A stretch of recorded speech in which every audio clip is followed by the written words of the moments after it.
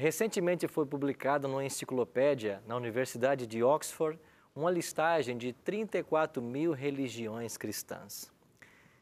Aonde podemos encontrar a igreja verdadeira? Será que a palavra de Deus tem para nós as pistas? Deus de fato tem uma igreja hoje? Está começando o seu programa Bíblia Fácil.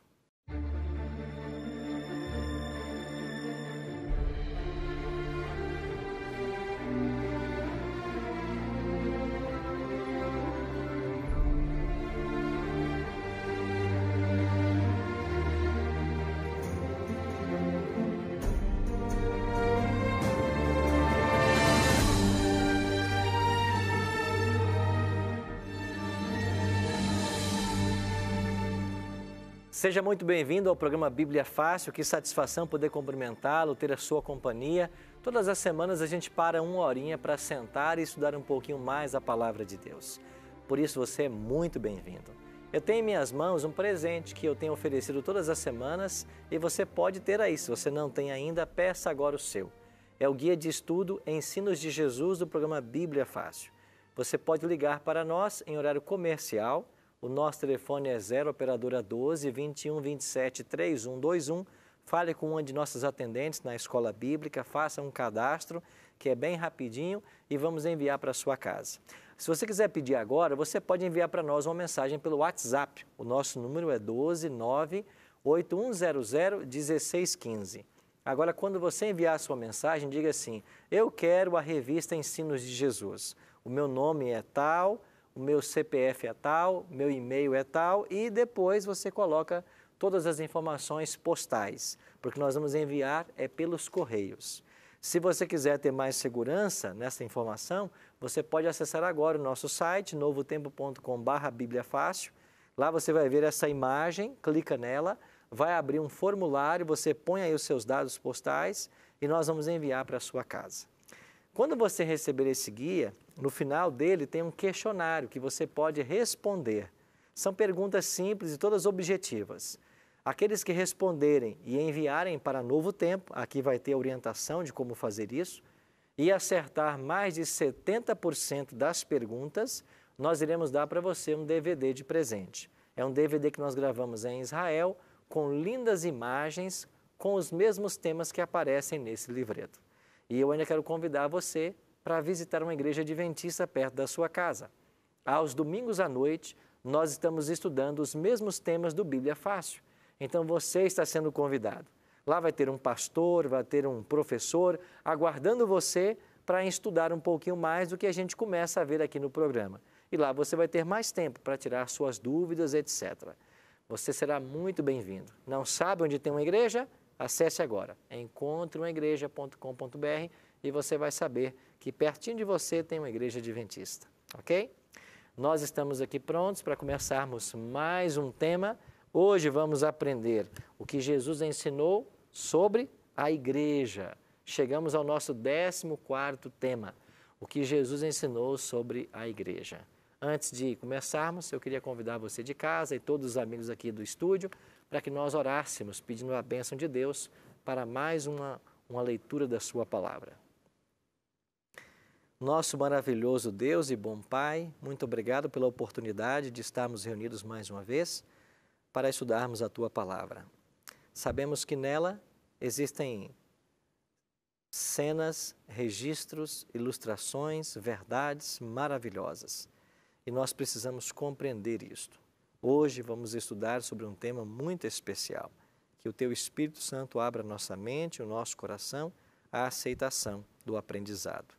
Em nome de Cristo nós te oramos. Amém. Quando pegamos a Bíblia e começamos a ler o Antigo Testamento, nós nos deparamos com o povo de Israel. Ser membro da Igreja de Deus no Antigo Testamento era pertencer ao povo de Israel. Não porque Israel fosse um povo melhor do que os outros povos. Deus escolheu Israel. Não era também o maior, mas Deus, na sua graça, escolheu Israel para ser o seu povo.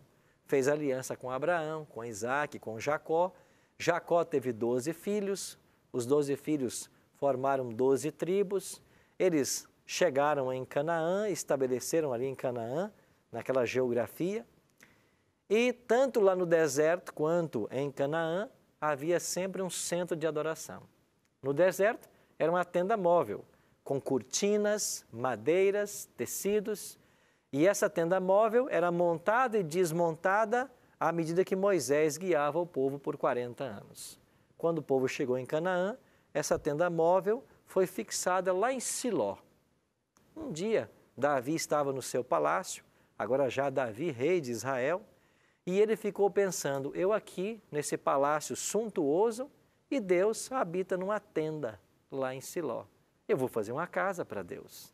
E então Davi colocou no seu coração o desejo de construir um templo para Deus. Depois Deus disse por boca do profeta que não daria esse privilégio a Davi, porque Davi era um homem sanguinário, mas permitiria que o seu filho construísse. Davi, enquanto rei, reuniu todos os recursos necessários. E quando Salomão chega para o trono, ele tinha já em caixa todo o dinheiro que ele gastaria para construir o templo. E aí quando você vai para 1 Reis, capítulo 6, lá no Antigo Testamento, você tem a cerimônia de dedicação do templo. É quando Salomão ora lá e pede que Deus venha morar nesse templo e que as orações que ali fossem feitas fossem atendidas. E de fato, o Shekinah, o brilho da glória de Deus que estava sobre a Arca da Aliança, veio então para o templo. A arca também foi trazida para o templo. E o templo de Salomão tornou-se agora o centro da religião de Israel. Sempre houve um templo. Esse templo de Salomão foi destruído por Nabucodonosor, lá no ano 586 a.C., foi reformado nos dias de Zorobabel e depois passou por uma outra reforma nos dias de Herodes.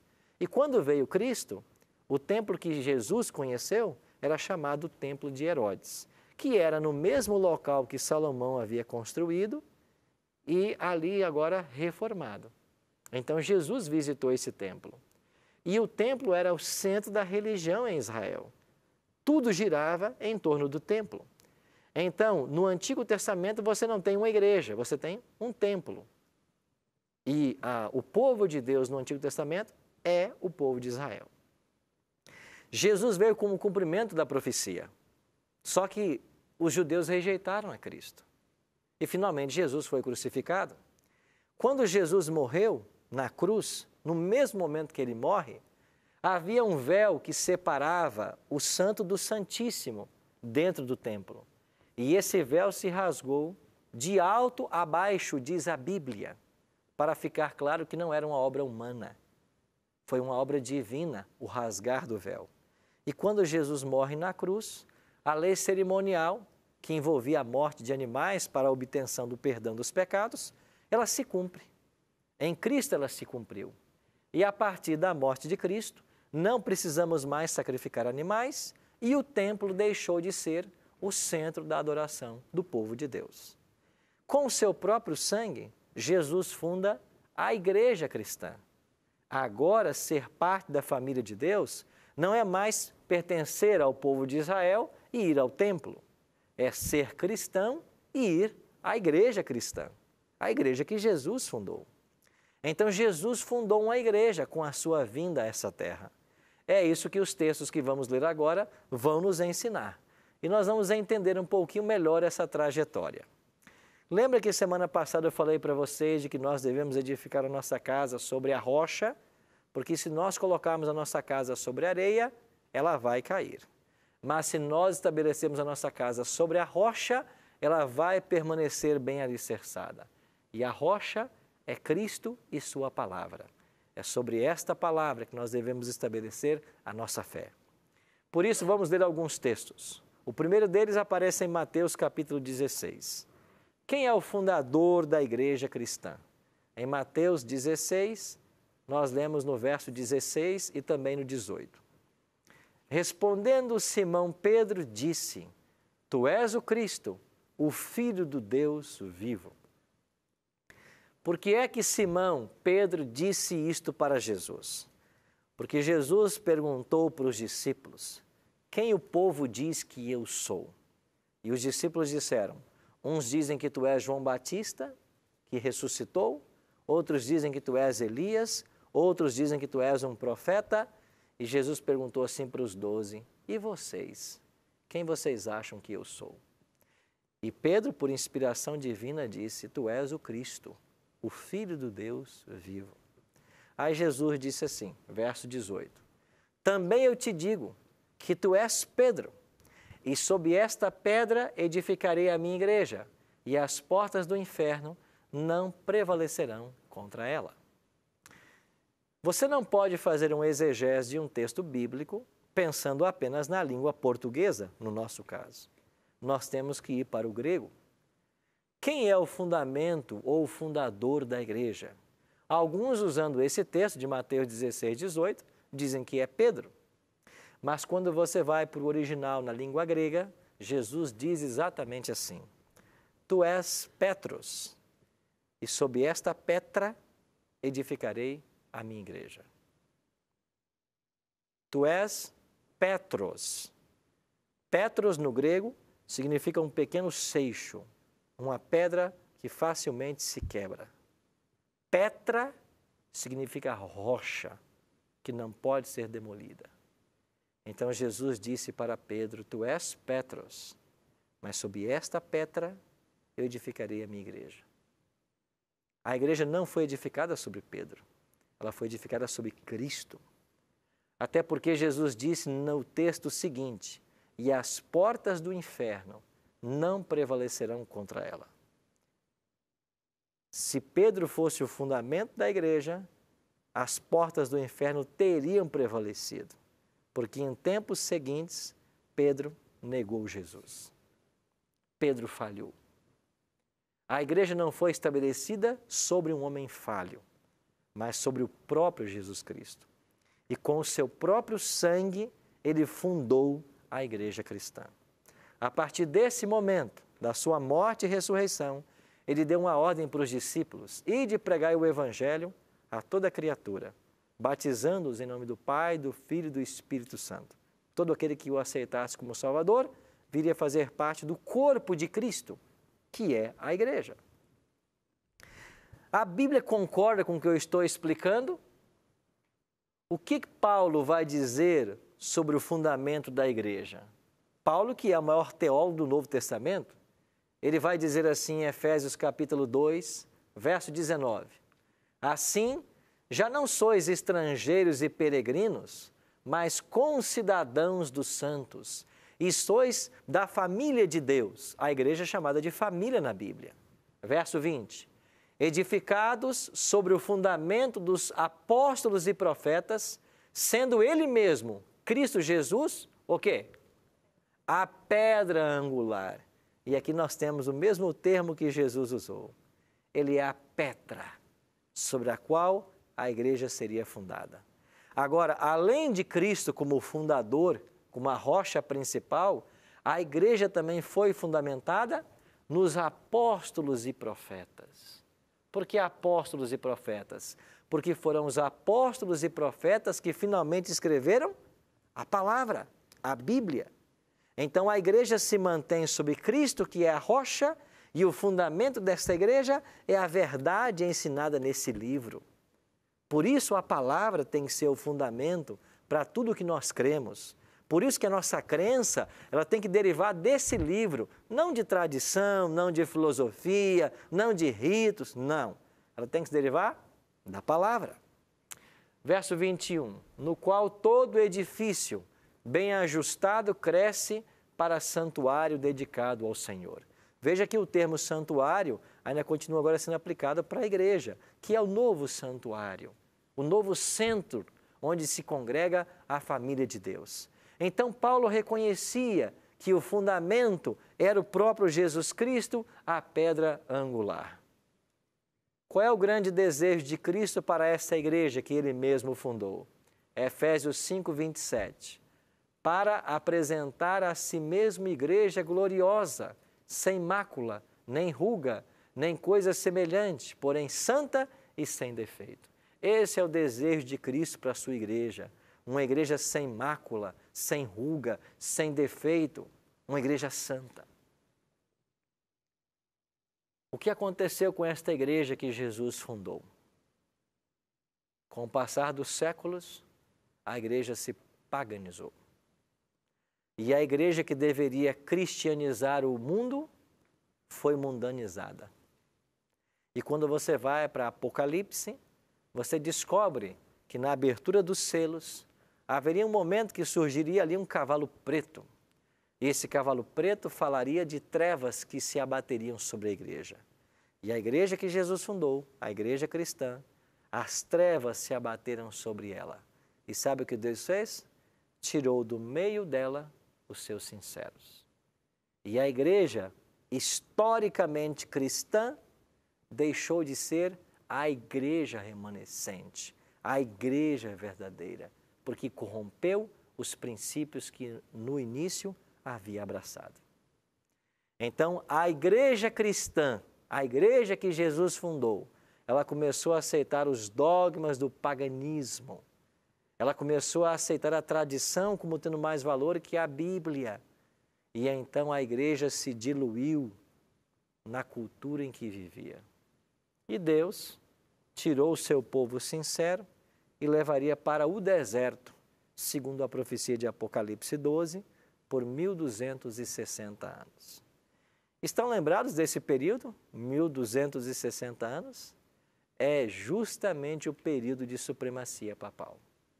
Ou seja, enquanto a igreja romana dominou o mundo e tirou a palavra de Deus das pessoas, e você que não é muito antigo deve se lembrar que a igreja romana até um tempo atrás ainda celebrava a missa no latim. As pessoas não compreendiam o que era dito, e se não houvesse compreensão, não haveria ensino. A palavra de Deus foi tirada das pessoas. As tradições tomaram conta. Mas o povo sincero de Deus foi levado para o deserto e lá ficaria 1260 anos. Mas depois de 1260 anos, esse povo de Deus tinha que reaparecer no cenário mundial. E nós vamos entender como foi esse reaparecimento. Então Deus tem hoje uma igreja verdadeira. Essa igreja reapareceria no cenário mundial e ela manteria algumas características que a distinguiriam de qualquer outra igreja. Então, nós, investigando a Bíblia, podemos encontrar as características de uma igreja que Deus tem hoje. E é isso que nós passaremos a fazer a partir de agora. Leônidas? Pastor Arilton, Martim Lutero foi um colaborador, sim ou não? E qual a colaboração, caso a resposta seja sim, para a igreja dos dias atuais? Martim Lutero pertencia à igreja romana, era um monge agostiniano. Esta mesma igreja que dominou por 12 séculos e que abandonou a fé apostólica. Um dos itens que essa igreja ensinava, nós chamamos de indulgência. O que é indulgência? É a capacidade que você tem de comprar o perdão com dinheiro. Você paga pelo perdão e paga pela sua salvação. Martim Lutero, quando estava no mosteiro, ele teve contato com a palavra de Deus, que lá encontrou acorrentada no mosteiro, porque de lá não podia sair. Depois houve um homem que o presenteou com a Bíblia, que tornou-se um pai espiritual para ele. Um piedoso monge também. Lutero começou a ler as Sagradas Escrituras e ele descobriu de que você não pode comprar o perdão e nem a salvação. Ele começou a fazer voz contra o ensino da Igreja Romana. E lá nos meados de 1520, foi o momento mais prolífero das publicações de Lutero. E ele publicou obras como, por exemplo, do cativeiro babilônico da Igreja e publicou, em 1517, 90 artigos contra a venda de indulgências. Lutero pegou esses artigos e pregou-os na porta do castelo de Wittenberg, que era como um mural para a cidade da época, na véspera do Dia de Todos os Santos na Europa, 31 de outubro. E quando o povo tomou conhecimento das proposições de Lutero, 95 proposições contra a venda de indulgências, Lutero começou uma briga com a igreja romana, até que finalmente uma bula foi publicada pelo Papa excomungando Lutero da igreja. Lutero pertencia à igreja romana, mas encontrou na Bíblia um referencial de verdade. Por isso ele se desligou. Ele nunca quis se desligar, mas ele se desligou ou foi desligado por uma bula de excomunhão, porque ele não concordava com o ensino que não estava na palavra de Deus. Ele teve grandes contribuições. Quem sabe a maior dela foi ter traduzido o Novo Testamento para a língua alemã. Nós não tínhamos uma Bíblia, um Novo Testamento, na língua alemã. Ele traduziu. E o povo da Alemanha recebeu agora a Bíblia na sua linguagem. Todos os escritos de Lutero, a tradução da Bíblia, deram um momento para o nascimento da Reforma Protestante. E aí surgiu a Reforma Protestante. E recebeu-se esse nome porque eles protestavam contra o ensino que a Igreja Romana estava apresentando. Então Lutero deu uma grande contribuição. E a gente coloca Lutero como uma pessoa sincera e temente a Deus. Durante esse tempo de domínio da Igreja Romana, Deus teve vários filhos e filhas sinceros. Podemos mencionar Lutero no século XVI, podemos mencionar John Hus no século XIV, Jerônimo no século XIV, podemos mencionar Knox na Escócia e tantos outros. Pessoas que foram leais à palavra de Deus. Mas Deus tem uma igreja verdadeira. E na palavra dele, ele colocou as características que nos ajudariam a identificá-la.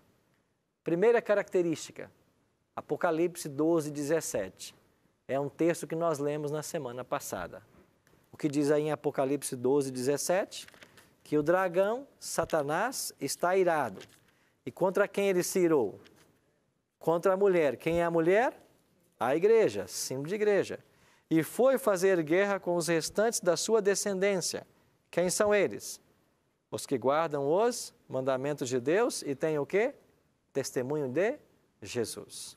Agora leia comigo Apocalipse 14, 12. Logo na página seguinte. 14, verso 12.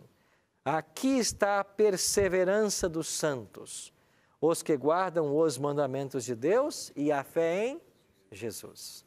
Qual é a primeira característica que a palavra de Deus aponta para você identificar qual é a igreja verdadeira? Ela tem que guardar todos os mandamentos de Deus. Essa é a primeira característica. Ela não ignora nenhum mandamento. Ela tem que ensinar e observar todos os mandamentos. Quais são outras características que a Bíblia aponta? Nós iremos para o intervalo e assim que voltarmos, vamos conhecer mais algumas delas. Não saia daí.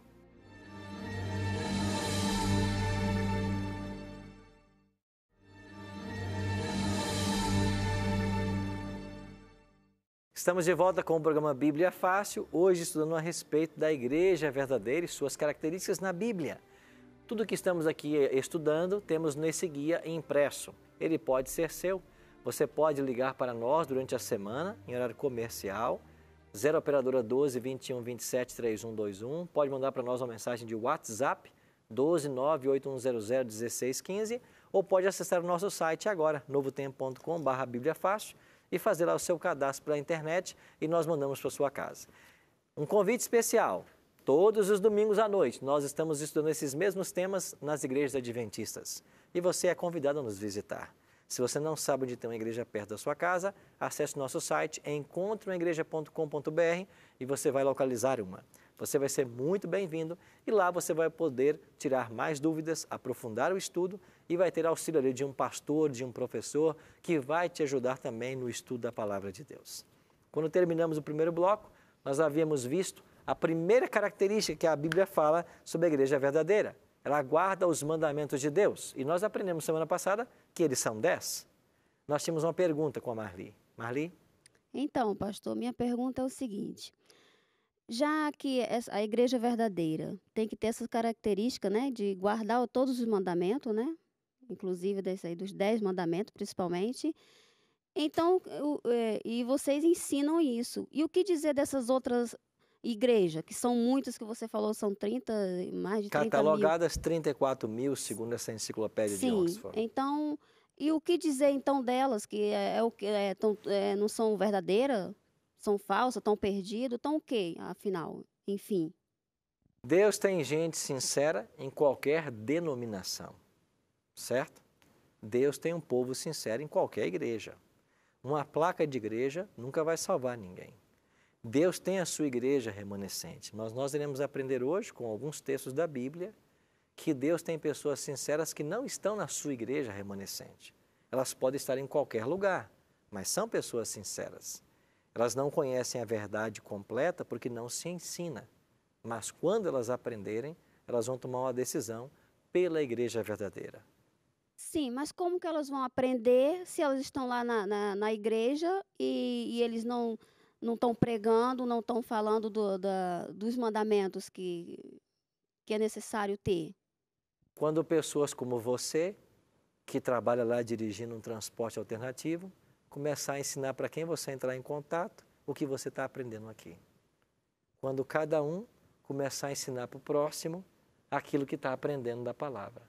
E a terra se encherá com a glória do conhecimento do Senhor. Esta obra será conduzida pelo Espírito Santo. E não será apenas através de pastores que ficam aqui na TV pregando, vai ser através de gente simples, que ama a Deus, que Ele vai usar como instrumento para levar essa mensagem avante. Mas não se assuste. Noé pregou 120 anos enquanto construía a arca. Quantas pessoas se salvaram? 8 pessoas. A Bíblia, desde o Gênesis, anunciava a vinda do Messias. Gênesis 3,15 é a primeira profecia messiânica da Bíblia. E depois de 4.000 anos de profecia, quantos estavam prontos para receber a Cristo? Você pode contar nos dedos que você tem. Maria, José, Simeão, Ana, os pastores, os magos, umas 20 pessoas. Não será diferente no dia da volta dele.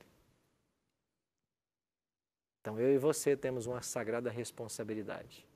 Levar o conhecimento que estamos aprendendo para outros. E o primeiro deles é a igreja verdadeira que Deus tem hoje, porque Deus sempre teve um povo na terra.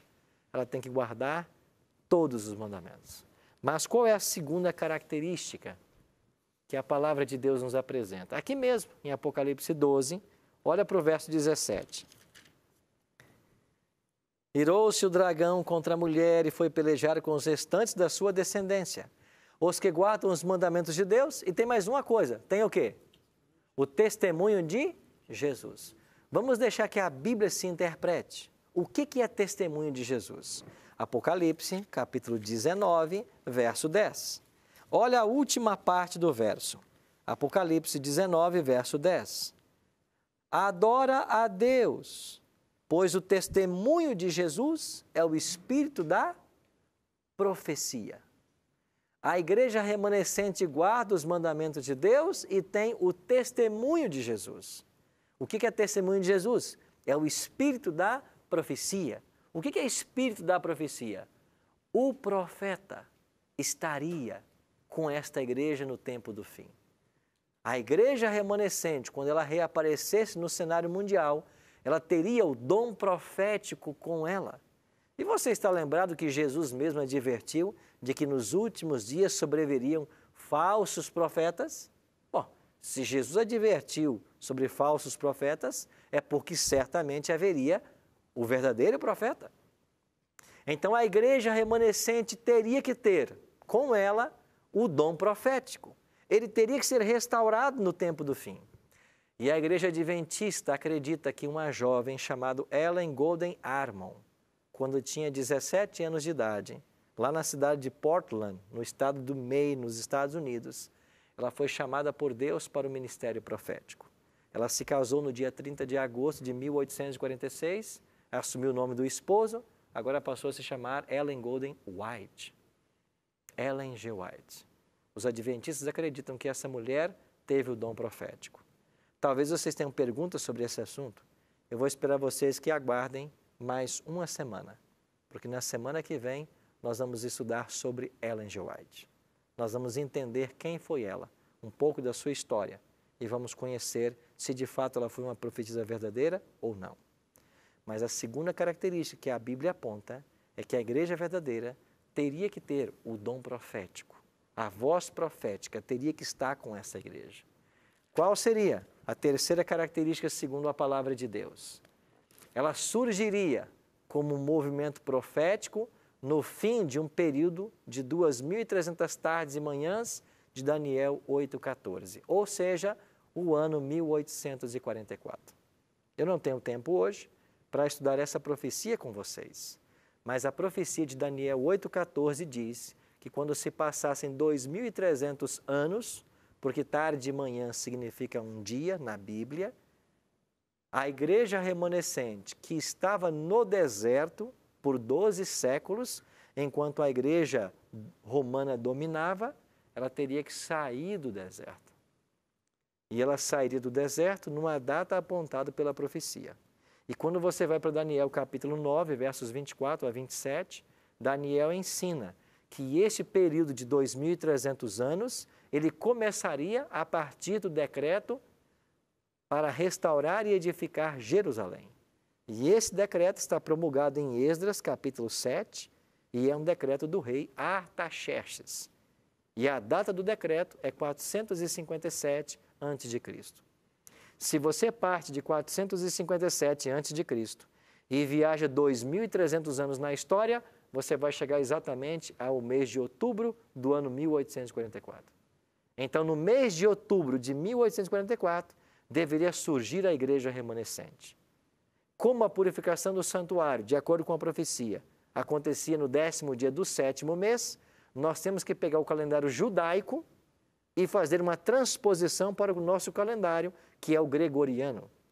E o 10º dia do 7º mês do calendário judaico equivale ao dia 22 do mês de outubro. Assim, a Bíblia, em Daniel 8 e 9, aponta para o dia 22 de outubro de 1844 como a data para surgir a igreja remanescente. E o que aconteceu nessa data? O movimento milerita anunciou que Jesus voltaria naquela data. Eles passaram por uma grande decepção naquele dia, e desta grande decepção nós temos 3 principais segmentos. De toda a multidão milerita, você tem 3 divisões. Um grupo que continuou marcando datas à volta de Jesus até que desapareceu. Um segundo grupo que se apostatou da fé por causa da decepção, no dia 22 de outubro. E um terceiro grupo que organizou a Igreja Adventista do Sétimo Dia.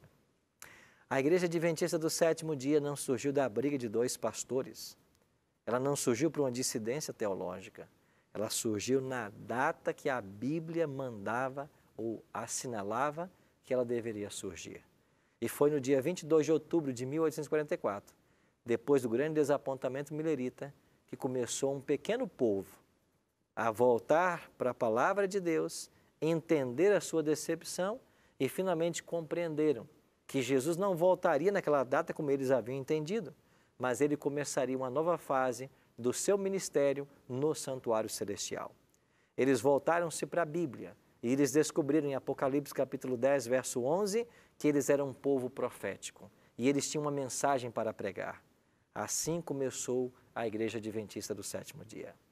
E uma outra característica que a palavra de Deus aponta para nós, aqui em Apocalipse 14, é que esse movimento que surgiria em 1844, ele teria que apresentar as 3 mensagens angélicas contidas em Apocalipse 14, versos 6 a 12.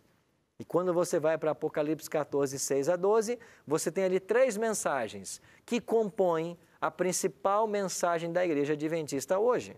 A primeira mensagem, Apocalipse 14, verso 7, temer a Deus e dar-lhe glória, pois é chegada a hora do seu juízo. Nós já estamos no juízo de Deus. E é isso que os adventistas ensinam. O juízo de Deus já começou. E todo mundo vai ser julgado antes que Jesus volte. E depois o anjo continua: adorai aquele que fez os céus, a terra, o mar e as fontes das águas. O primeiro anjo de Apocalipse convida o mundo a adorar o Criador. Agora, qual é o mandamento da lei que aponta a ele como Criador? O sábado. É por isso que nós anunciamos o sábado, porque o mandamento diz que nós devemos adorar a Deus, porque Ele criou céu, terra, mar e fontes de águas. Jean. Pastor, só para uma ilustração melhor da palavra, o que a gente pode dizer a respeito das cartas às igrejas de Apocalipse? E aí nós temos aqui as igrejas, né? A maioria caindo em alguma coisa, e o Senhor sempre falando, aquela que perseverar. Porém, a igreja de Filadélfia, não há nada contra ela, né? Nós temos a palavra fala que não há nada e que o Senhor vai exaltá-la. O que seriam essas igrejas? Como As nós sete podemos igrejas, compará-las? as 7 igrejas do Apocalipse existiam nos dias de João. Existiam mais igrejas, por inspiração divina, foram tomadas essas 7, porque elas existiam e a situação espiritual delas no primeiro século era uma projeção da situação espiritual do povo de Deus ao longo da era cristã. Então, as 7 igrejas representariam 7 fases pela qual o povo de Deus passaria da primeira até a segunda vinda de Jesus. Quando chegamos a Filadélfia, a palavra Filadélfia quer dizer reavivamento, e esta igreja de Filadélfia, ela vai coincidir exatamente com o ano 1844, com um período que houve um grande avivamento espiritual. E por que houve esse grande avivamento? Porque os sinais profetizados por Cristo em Mateus 24, eles começaram a acontecer. Sinais no sol, na lua, nas estrelas, grande terremoto, angústia entre as nações, e então as multidões se voltaram para a Bíblia. Esse momento é chamado o segundo grande reavivamento, principalmente nos Estados Unidos.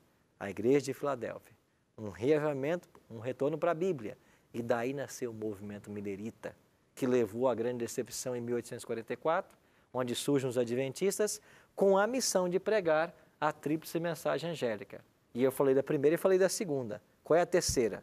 A terceira está nos versos 9 a 12. E o que diz o terceiro anjo? Se alguém adorar a besta e a sua imagem, esse vai perder a sua salvação.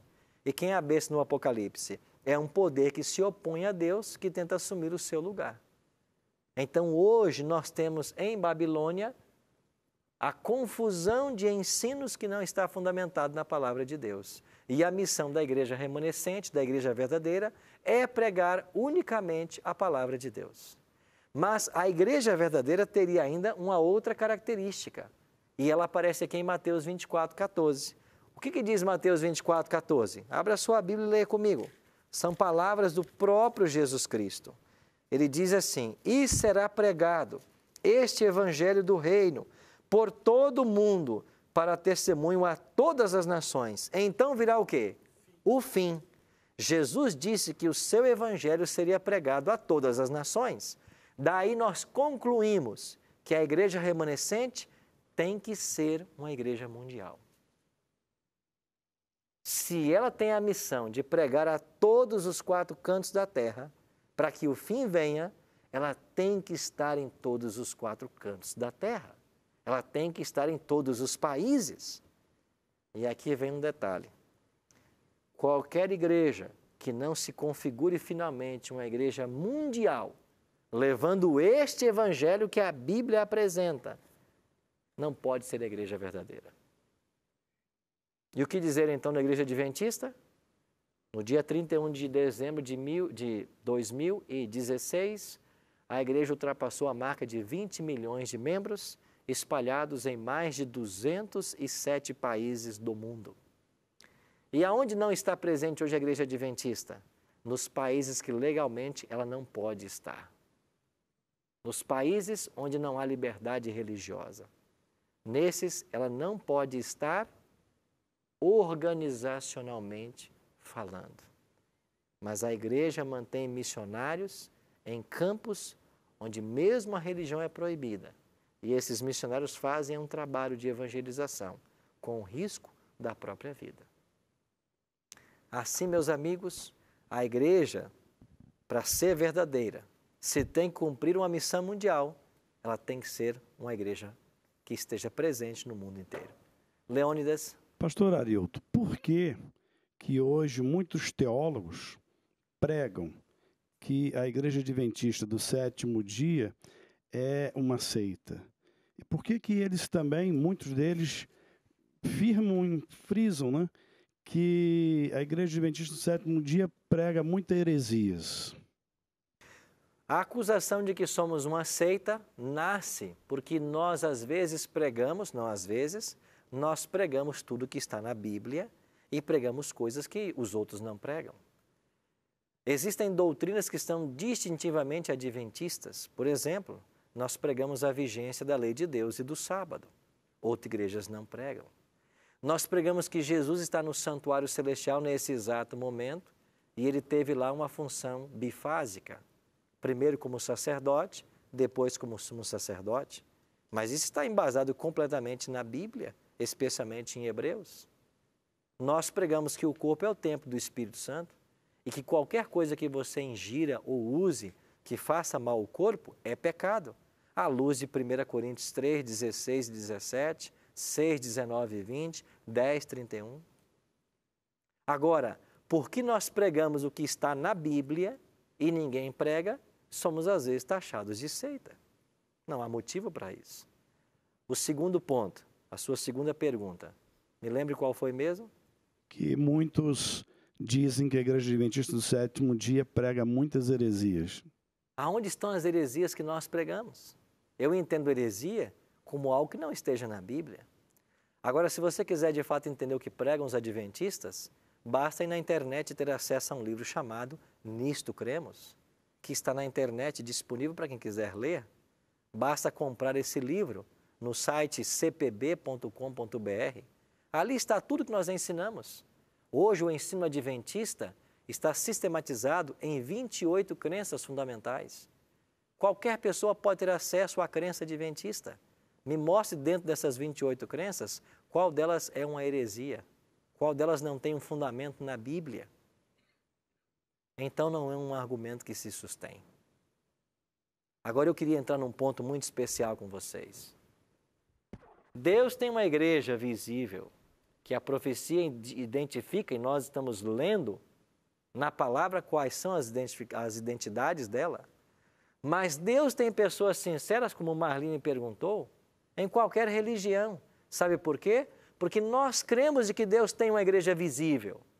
E eu não tenho medo em dizer que a igreja visível hoje é a igreja adventista do sétimo dia. E eu desafio qualquer pessoa, até você que assiste em casa, a apontar na teologia adventista, nas suas crenças fundamentais, um único ensino que nós apresentamos que não esteja fortemente alicerçado na palavra de Deus. Eu desafio você. Sabe por quê? Porque tudo que nós pregamos nasce desse livro. Porque nós somos uma igreja que acredita que a palavra de Deus é a única regra de fé e prática. Nós não temos nenhuma doutrina que não esteja sustentada nesse livro. Agora, mesmo crendo que a igreja adventista seja a igreja verdadeira, eu acredito que Deus tem uma igreja invisível. E eu tenho textos na Bíblia para provar isto. Eu vou apenas citar um para vocês. João 10, 16. Palavras do Senhor Jesus Cristo. Ainda tenho outras ovelhas, não deste aprisco. A mim me convém conduzi-las. Elas ouvirão a minha voz. Então haverá um rebanho e um pastor. O que o próprio Cristo está dizendo? Eu tenho ovelhas que não estão no meu aprisco. Agora, a mim convém conduzi-las. E sabe o que vai acontecer? É a cruz que vai atrair esses sinceros para Ele. É o próprio Jesus quem vai conduzir essas pessoas para a sua igreja. Ele disse que esta é a missão dele. E sabe como ele faz isso? Impressionando cada coração com as verdades desse livro. E vocês que estão aqui esse tempo estudando a palavra de Deus, já perceberam a seriedade com que nós tratamos desses assuntos. Sabe por quê? Porque nós não somos uma igreja para arrancar dinheiro das pessoas. Nós não somos uma igreja para ludibriar com tradições e falsos ensinos. Nós não somos uma igreja preocupada com status. Nós somos uma igreja preocupada com a sua salvação. E eu duvido que você conheça uma igreja que invista o que a igreja adventista investe para salvar pessoas. Aqui no Novo Tempo, os milhões que mensalmente são investidos é para salvar pessoas. Por isso oferecemos materiais gratuitos para o Brasil inteiro. Por isso, todos os dias, quase 1000 estudos bíblicos saem aqui da Novo Tempo para abençoar vidas no país inteiro. Meu amigo, Deus tem um povo sincero que está ainda em Babilônia. É por isso que Apocalipse 18:4, Deus faz um convite. Sai de Babilônia, povo meu. Deus tem um povo. E eu queria desafiar você a entender que hoje Deus tem pessoas sinceras em todas as denominações. Pessoas sinceras, que estão tentando servir ao Senhor, mas quando elas entrarem em contato com a verdade, elas vão tomar sua decisão. E qual é o meu convite para vocês hoje?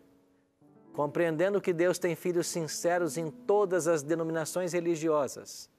Estes são os membros da igreja invisível de Deus, mas também reconheço ter Deus uma igreja visível e remanescente, e desejo me unir a ela através do santo batismo.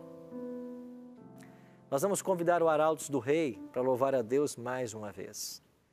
E enquanto eles cantarem, eu queria fazer um convite especial para você. A música que eles vão cantar agora, Se Ele Não For o Primeiro. Se Jesus não for o primeiro na sua vida, nada mais valerá. Enquanto eles cantarem, eu queria fazer um convite para você. Você entende que a igreja adventista é a igreja remanescente de Deus, de acordo com as características bíblicas? Você entende ser uma pessoa sincera, que não estava praticando muitas coisas porque não conhecia, sua mente não havia sido clareada sobre esses assuntos? Mas se hoje, depois desse estudo, baseado na palavra de Deus, você tem o desejo no seu coração de se unir à igreja remanescente, você quer abrir o seu coração para servir a Deus em tudo o que Ele ensina, eu quero convidar você a tomar hoje uma decisão. Enquanto eles cantarem, você poderá ficar de pé, aqui nos estúdios e também você que assiste agora. Se você quiser dizer para Deus hoje, eu quero me unir à igreja verdadeira, eu quero praticar tudo o que esse livro ensina, fique em pé onde você estiver enquanto eles cantarem. E eu faço um convite também para vocês. Se vocês querem hoje tomar a decisão, como Farina já ficou aqui de pé, de se unir à igreja que ensina tudo o que está nesse livro, enquanto eles cantarem, você está convidado. Pastor, por que eu vou ficar de pé? Não é para que eu veja, não é para que ninguém que está assistindo agora veja, é para que o Senhor Jesus veja. Porque Jesus, depois que Ele apresentava o Evangelho, Ele dizia assim, agora você vem e segue-me. Ele espera que você siga Ele. Se você quiser fazer dele o primeiro na sua vida, você pode ficar de pé enquanto eles cantarem.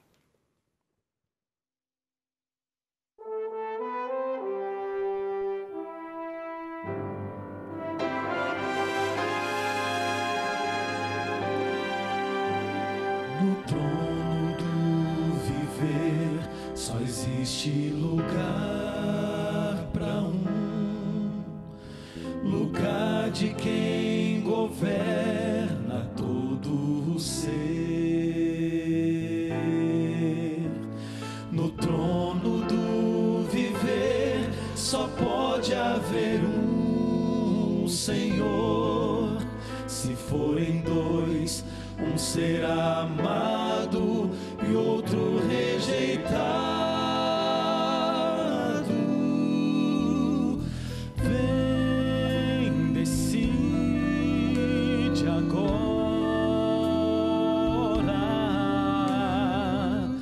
quem vai ocupar seu coração. Mas lembre, se ele não for o primeiro em seu coração, então já não é mais nada, não passa de uma ilusão.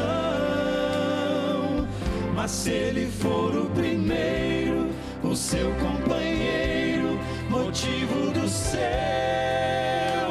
existir, você vai viver, você vai sorrir, você vai vencer.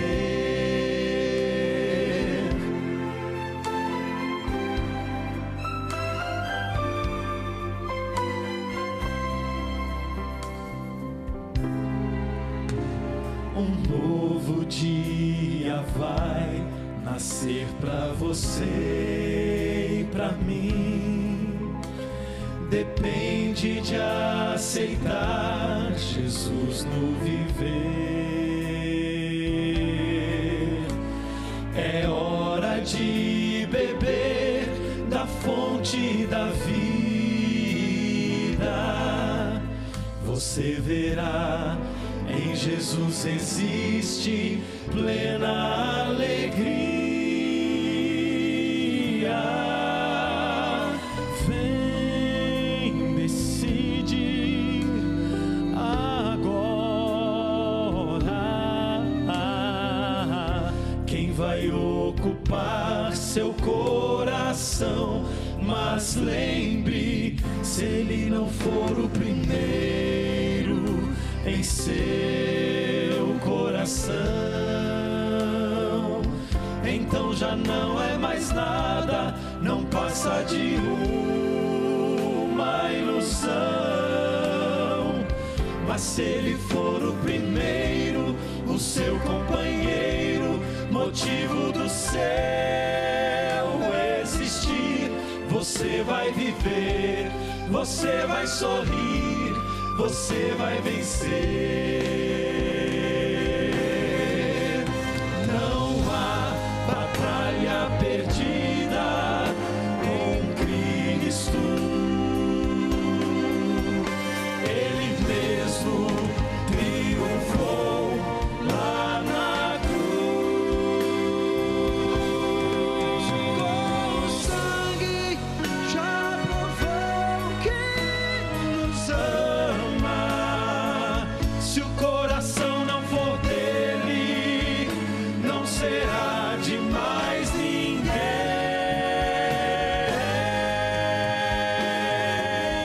Se ele não for o primeiro em seu coração,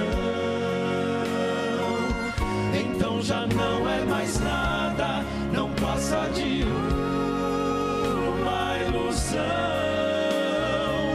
Mas se ele for o primeiro, o seu companheiro, motivo do céu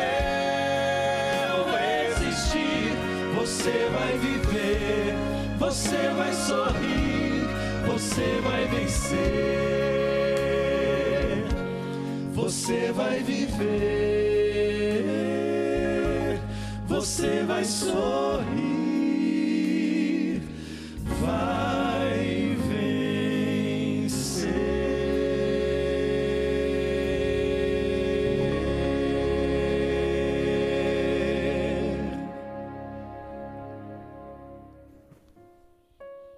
Se ele não for o primeiro no trono do seu coração, nada mais adianta. Sabe por quê? Porque quem não busca o reino de Deus em primeiro lugar e a Cristo, está perdendo tempo nessa vida. Amigo, se você ficou de pé aí agora, porque o Espírito Santo tem falado ao seu coração e você tomou uma decisão. Se você não ficou, ainda há tempo de você ficar. Sabe por quê? Porque Jesus está convidando você para aceitá-lo como Senhor e Salvador da sua vida. E para entender que, de acordo com esse livro, Deus tem um povo remanescente nessa terra que vai pregar sempre o que está escrito aqui e não pode se afastar 1 milímetro disso. Você tomou a sua decisão agora? Quer que nós conheçamos essa decisão? Acesse um site, decidimudar.com.br. Acesse agora esse site. Coloque lá os seus dados. Nós vamos até você. Nós vamos te ajudar na sua caminhada. Vocês que estão aqui, nós temos orado por vocês já há algum tempo, para que a promessa de Filipenses 1,6 se cumpra. Aquele que começou boa obra em vós, há de completá-la até o dia de Cristo Jesus. Para alguns é mais fácil, para outros menos, mas nunca Deus pedirá uma coisa para nós que seja impossível de fazer. Eu queria orar para que Deus nos abençoasse a todos e nos ajudasse nessa caminhada. Pai Santo, obrigado pela Tua palavra que nós temos em mãos, pela liberdade religiosa que gozamos nesse país e por podermos conhecer mais das Tuas verdades. Obrigado por aprendermos sobre essas duas igrejas. A igreja visível, que deve ser coluna e baluarte da verdade, que deve exaltar o Teu nome e ensinar a Tua verdade. e a igreja invisível, que são os teus filhos sinceros, não importa onde eles estejam. O Senhor prometeu que um dia o teu Espírito atrairia estes ao Senhor. E nós queremos orar por eles. Por esses que estão entendendo que existem verdades na tua palavra que antes eles não conheciam, mas que agora, ao conhecer, o teu Espírito dê a eles força para que eles tomem uma decisão ao teu lado. Abençoe, Pai, a esses que estão de pé, demonstrando o seu desejo de se unir ao teu povo. Abençoe também esses que estão sentados aqui. Que a obra do teu Espírito Santo continue poderosa na vida deles. Que em breve eles possam tomar também a mesma decisão. Abençoe a cada amigo que está em casa agora nos assistindo, onde quer que esteja nos assistindo. Que teu Espírito Santo também abrace a estes e dê a eles a certeza da tua presença e do teu amor. Tome conta de todos nós e nos prepare para a tua volta. Oramos em nome de Jesus. Amém. Semana que vem nós vamos nos reunir para entender quem foi Ellen G. White. Porque os adventistas acreditam que Ellen G. White é uma profetisa moderna. Eu espero você no Bíblia Fácil da próxima semana.